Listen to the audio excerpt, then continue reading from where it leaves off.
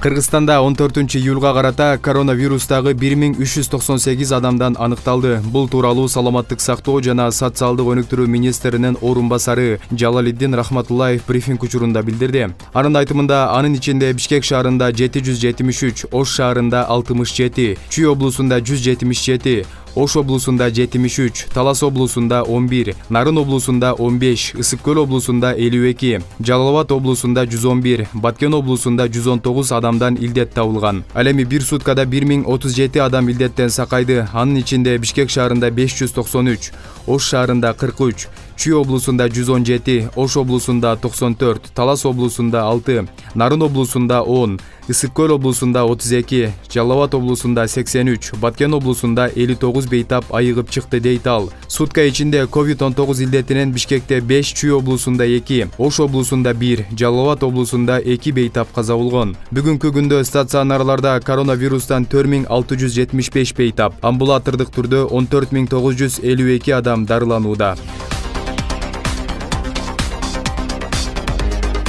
Ош шаардык кеңешине болгон шайлоонун жыйынтыгын жокко чыгарууну талап кылып 5 партия АШКга арыз менен кайрылды. Бул тууралуу Улуу Журт партиясынын өкүлү Мирлан Орозбаев билдирди. Арызды баштапкы жыйынтык боюнча мандат албай калган Улуу Журт Бүтүн Кыргызстан Келечек Будущее Нур жана шайлоо алдында тизмеден чыгарылган Ынтымак партиясы жазган. Шайлоодо мыйзам бузуулар көп катталды. Ар бир партияда далилдер бар. Териштирсе көрсөтүп беребиз. Президент Садыр Жапаров Оштун мэрине шайлоону таза өткөрүү боюнча тапшырма берди эле. Аны аткара алган жок, деди Орозбаев. Ош аймактык шайлоо комиссиясы аталган партиялардын талабы тууралуу комментарий бере элек. Ош шаардык кеңешиндеги 45 мандат үчүн кайра шайлоого 8 партия катышты.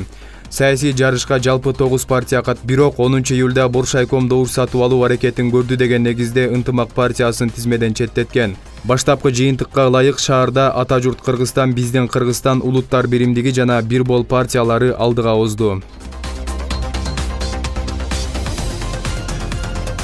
Сот Москва шаарындагы Кузьминки метросунун станциясынын жанынан мушташа кеткен мигранттардын ичинен 6 адамды 15 суткага камады. Бул тууралуу РИА Новостиге соттун маалымат катчысы Кристина Каленова билдирген. Сот камалган 6 адамды административдик тартип бузууда күнөөлүү деп таап, алардын ар бирин 15 суткага камоо чечимин кабыл алды, деди ал. Буга чейин Россиянын ички иштер министрлиги Кузьминки метросунун станциясынын жанынан мушташкан 102 кишини колго түшүргөнүн кабарлаган. Алар Борбор Азиядан барган адамдар экени айтылган.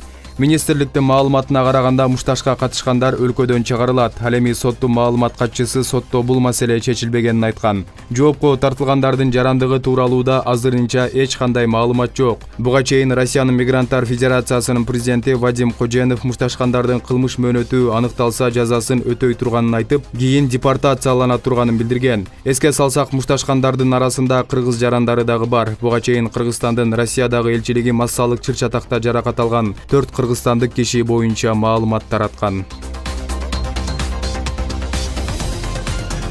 Жалал Абад облусуна караштуу Аксы районунда сел жүргөн жаңы жол менен Ак жол айыл аймактарына өзгөчө кырдаал жарыяланды. Топон сууга агып кеткен 2 бала табыла элек. Өзгөчө кырдаалдар министрлиги жоголгон наристелерди издөө, селдин кесепетин жоюу иштери уланып жатканын кабарлады. Аксыда 12 июлда кечинде кыска мөөнөттүү жаандан улам кокту колоттон сел түшүп, 8 кишини агызып кеткен. 6 адамдын сөөгү табылды жана алар бир үй бүлөнүн мүчөлөрү болгон. Селден каза болгондордун 7-өө Ак жол, ал эми дайынсыз болуп жаткан 5 жаштагы бала кошуна жаңы жол айылынан. Президент Садыр Жапаров министрлер кабинетине Жалал Абад облусуна караштуу Аксы районунда селден каза болгондордун жакындарына жана жабыркагандарга жардам берүүнү, табигый кырсыктын кесепетин чукул арада жоюуну тапшырган. Расмий маалыматка ылайык, Кыргызстанда 4000ге жакын үй бүлө кооптуу аймакта жашайт жана алардын басымдуу бөлүгү Ош менен Жалал Абад облустарына туура келет.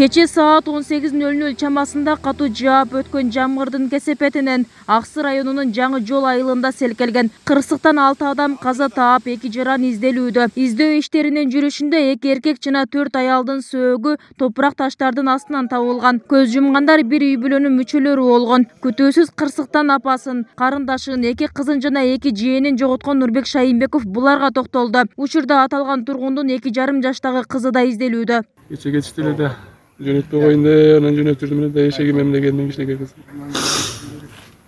Jönötürdüm ele de. Günü gele barıp geçti olçtu. Bari ele gayri geçine gelip başçı olçu. Tam üstü şıpır öyle geptir. Var öyle tapaya kaldım da. Taşlar deyip sattır. Çürüğüm şu dedi görüyor öyle. Ya Allah, saktap kalsa eken bize. Ketiş yürüttür de bardı, çoğu jatkan boyunca güydü. Çamgırda kırgılaşı oturgan eken de. Kuşlarım ha. Hazır tabılып жаткан ким? En küçük kızım da şu. Zaten küçük var da. 2,5 yaşta kızım tabılıp edet. Fatima деген kızım var, tabılıp edet.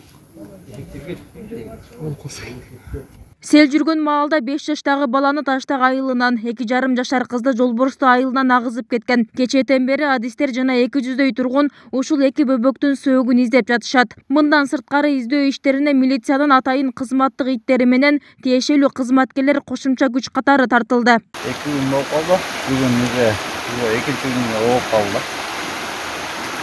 Бизде табылып калган эмес. Үчөөнүн сөөгүнө тапканга катышты.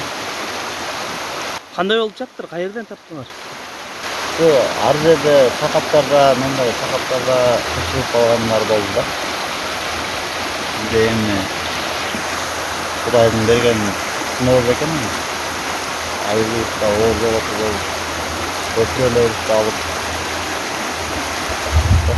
Адистердин айтымында бул айылдар сел түшүү коркунучу жогору аймактардын катарында болгон эмес. Кечээги катуу жаанга аралаш мөндүр жаагандыктан суунун деңгээли өтө көп келген. Мындан улам сайга жакын жайгашкан бир үйдү сел жеп кеткен. Ошондой эле 4 көпүрө жарактан чыккан. Ал турак үй мен кандай түшүндүрсөк, менчик үй эмес ал. Ал жайлоого чыкканда мурун чатыр тигип, боз үй тигип отурган жерлерине өздөрү элдер чыгып бир комната үй салып алышкан.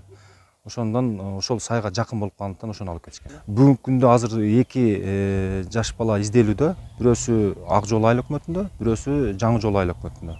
Азыркы мезгилде жергиликтүү бийликтин жарандары менен Өзгөчө Чыктылар министрлигинин кызматкерлери жана Ички иштер министрлигинин кызматкерлеринин биргеликте сайда издөө иштери жүрүп жатат. Азыркы мезгилге 4 чакырым жерде издөө иштери жүргүзүлдү. Сел кырсыгы катталган айылдардан облустун башчысы да кабар алды. Анда жергиликтүү жашоочулар менен жолугуп, тез аранын ичинде селден жабыркаган турак үй жана көпүрөлөрдү калыбына келтирүү иштери күчөтүлөрүн айтты. Ал эми район акими да бул багытта иш жүрүп жатканын, жардамдар сөзсүз берилерин айтат. Бул боюнча атайын буйрук чыгарылган. Ар бир айыл өкмөт башчысы, ушу мекеме жетекчилер баарыбыз тактап туруп, анан керектүү жардамдарды беребиз. Биринчи азыр калыбына келтирүү боюнча чоң сумманы кандай кылабыз деген маселе туруп атат бирде. Анан экинчи маселе ошо үй бүлөсүнө буйрса бир 2-3 күн ичинде тактап турганын суммасын айтабыз. Кошумчалай кетсек, Жалал Абад облусу боюнча сел кесепетине байланышкан 2000ге чукул кооптуу аймак бар. Анын ичинен 1020 аймак жарандарга кооптуу деп табылган. Адистер бүгүн да шашылыш билдирүү таратты. Анда 14-июлга чейин тоолуу жана тоо этектериндеги райондордо жааган нөшөрлүү жаан-чачынга байланыштуу сел жүрүшү мүмкүн. Бүбүсара Орозалиева, Руслан Калматов, 7-канал, Жалал Абад. Баткенде чек арадан аткезчилик менен Тажикстандан жүзүм өткөрүп жаткан жарандар колго түштү. Өлкө аймагына кирген жүзүмдүн көлөмү 4 тоннага жетет. Бул тууралуу УКМКнын маалымат кызматы билдирди. Чек ара аймактарынын айрым тургундары контрабандалык жүктөрдү Тажикстан Республикасынан ташып өтүү аракеттери уланып жаткандыгы аныкталды. 2021 жылдын 12-июлунан 13-июлуна караган түнү жергиликтүү элдик сакчылар Тажикстан Республикасынан Кыргыз Республикасынын аймагына 4 тонна көлөмдөгү жүзүм контрабандалык жүктөрү алынып келинген келген фактыны аныкташкан жана Кыргыз Республикасынын мыйзамдарына ылайык чараларды көрүү үчүн бажы кызматына өткөрүлүп берилди деп жазылат маалыматта. УКМК кылмыш жаза кодексине ылайык контрабанда кылмыш иши болуп саналаарын эскертет. Мыйзамсыз контрабанда иш аракеттерине катышкан адамдар Кыргыз Республикасынын мыйзамдарына ылайык жоопкерчиликке тартылат. Эске салсак, Тажикстан Республикасы менен мамлекеттик чек ара убактылуу жабык жана товарларды, жарандарды жана транспорт каражаттарын өткөрүү токтотулган. Оштун Каракулжа районундагы Тар дарыясына кулап кеткен Портер унаасынын ичиндеги 4 жаштагы кыздын сөөгү табылды. Бул тууралуу Өзгөчө кырдаалдар министрлигинин маалымат кызматы кабарлады. Эскерте кетсек, кырсык 24-июнда саат 22:00 чамасында болгон. Анда айдоочу Көндүк айылындагы Асыранбий көпүрөсүнөн өтүп баратып бурулга ээ боло албай сууга кулаган айтылган. Машинанын ичиндеги айдоочу менен өспүрүм баланы жергиликтүү тургундар аман алып калып, дагы 3 киши изделип жаткан болчу. 3 күндөн кийин 2 аялдын сөөгү табылып, 4 жаштагы кыз дайынсыз болуп жаткан. 13-июль күнү Караташ айылында Тар дарыясынан 4 жашар кыздын сөөгү табылып, жергиликтүү тургундар аны туугандарына өткөрүп беришкени айтылды. Өзбекстандын Наманган облусуна караштуу Касансай районунда 8 кишини сел агызып кетти. Алар курман болгонун, дагы 6 адам жаракат алганын өлкөнүн Өзгөчө кырдаалдар министрлиги кабарлады. Расмий маалыматта айтылгандай, топон суу Кыргызстандын Жалал Абад облусунун Аксы районунан Касансай дарыясы аркылуу агып кирген. Bir күн мурда Аксы районунун Ак Жол айыл аймагында каттуу сел болуп 8 кишини агызып кеткен. 6 кишинин сөөгү табылган, 2 адам изделүүдө. Кыргызстан менен Өзбекстанда сел жүргөн аймактар бири-бирине чектеш жайгашкан.